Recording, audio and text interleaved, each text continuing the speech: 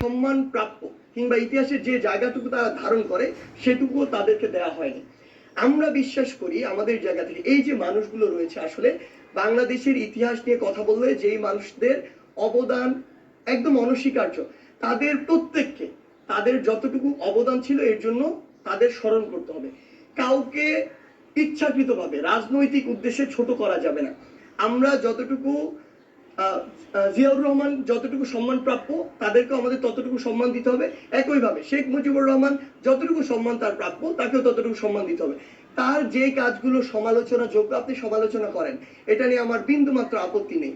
কিন্তু আপনি আজকে 2024 সালে এত বড় একটি গণঅভ্যুত্থানের পরে দাঁড়িয়েও আপনি যখন আপনার রাজনৈতিক প্রতিহিংসাকে বাস্তবায়ন করার জন্য এই কাজগুলো করেন, এগুলো আমরা আমাদের জায়গা থেকে কখনোই সমর্থন করি না। এবং আমরা মনে করি যে বাংলাদেশের জনগণের তাদের জায়গা থেকে সর্বোচ্চ প্রতিবাদটুকু করা উচিত যে তারা এগুলো আজকে দাঁড়িয়ে কখনো এগুলো সমর্থন করে না এবং চায় না। যারা এগুলো করবে তাদেরকে জনগণ বয়কট করার জন্য প্রস্তুত।